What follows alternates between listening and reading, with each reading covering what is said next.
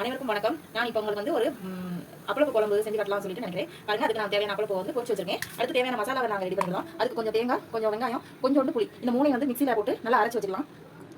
இப்போ குழம்பு தேவையானதை நம்ம அரைச்சி எடுத்துக்கிட்டோம். இப்போ இதுக்கு தேவையான 1 டீஸ்பூன் நம்ம குழம்பு மிளகாய் தூள் வந்து போட்டு ஒரு சின்ன பல்ஸ் போட்டு எடுத்து வச்சுக்கலாம். குழம்பு தேவையான மசாலா ரெடி ஆயிடுச்சுங்க. வாங்க குழம்பு எப்படி செய்யலாம் அப்படிங்கிறத பார்க்கலாம். இப்போ தாளிக்கு தேவையான கொஞ்சம் பூண்டு, கொஞ்சம் வெங்காயம், கொஞ்சம் தக்காளி இதெல்லாம் கட் பண்ணி வச்சுக்கலாம். குழம்புக்கு தேவையான நல்லெண்ணெய் ஊற்றிக்கலாம்.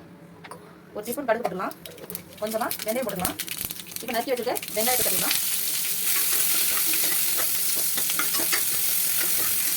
அடுத்து பூண்டையும் போட்டுக்கலாம். நல்லா வதக்கிக்கலாம். இதெல்லாம் இந்த சைடு ரைஸ் ரெடி ஆகிடுங்க. இதை வதச்சி வச்சிடலாம். வெங்காயம் நல்லா வதங்கிடுங்க. வதங்கின சைடு நம்ம தக்காளி போட்டுக்கலாம். பாருங்க, தக்காளி நல்லா வதங்கிருச்சு. இந்த வதங்கிற இந்த சைடில் வந்து நம்ம வந்து மசாலா ஊற்றிடலாங்க. தேவையான கருவேப்பிலை போட்டுருவாங்க.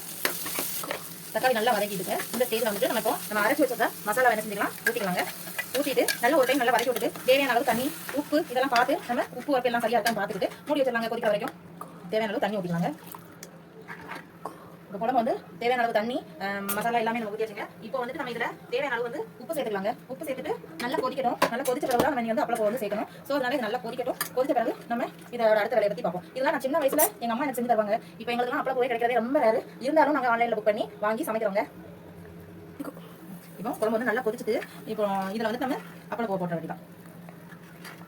தேவையான அளவு மட்டும் போடலாங்க. ஏன்னா ஃபுல்லாத்தையும் போட்டாச்சுன்னா குழம்பு வந்து ரொம்ப கட்டியாக இருக்கும். நம்மளால குழம்புல சாதத்தை ஊற்றி சாப்பிட முடியாது. ஸோ அதனால நம்ம தேவையான அளவு மட்டும் அப்பளம் வந்து போட்டுக்கலாம். ஏன்னா மீதி இருந்தால் கூட பிரச்சனை இல்லை. நம்ம சாதத்தை கூட கூட்டியும் சாப்பிடலாம். ஏன்னா அப்பளம் வந்து இருக்கிற இந்த குழம்பு எல்லாத்தையும் பிடிச்சிச்சு அப்படின்னா நம்ம சாதத்தை ஊற்றி சாப்பிட வந்து நமக்கு நல்லாவே இருக்காது. ஸோ கொஞ்சமாக போட்டுட்டு மிச்சத்தை வந்து நம்ம சாப்பிட்றது கூட நம்ம இதை வச்சுக்கலாம். இப்போ இதை வந்து அப்பளம் போட்ட பிறகு வந்து நம்ம 1 மினிட் அல்லது 2 மினிட் வந்து கொதிக்க வச்சுட்டு ஆஃப் பண்ணிடலாம். ஆஃப் பண்ணி பாருங்க, இப்போ நம்ம நினைச்ச அப்பளப்பு குழம்பு வந்து நல்லா ரெடி ஆயிட்டு. நான் சின்ன வயசுல வந்து நான் விரும்பி சாப்பிட்டது இந்த அப்பளப்பு குழம்பு தாங்க. நமக்கு எங்க இருந்தாலும் நம்ம சின்ன வயசுல சாப்பிட்ட ஒரு சில குழம்பு நமக்கு ஞாபகத்தில் இருந்துட்டே இருக்கும். அந்த வகையில் எனக்கு ஞாபகமா இருக்கிறது இந்த அப்பளப்பு குழம்புங்க. நான் இதை செஞ்சு இன்னைக்கு லஞ்ச் நாங்கள் சாப்பிட போறோம். உங்க வீட்டில் என்ன குழம்புன்னு கமெண்ட்ல சொல்லுங்க. அவ்வளோதாங்க, நம்ம செஞ்ச அப்பளப்பு குழம்பு ரெடி ஆயிடுச்சு. தேங்க்யூ.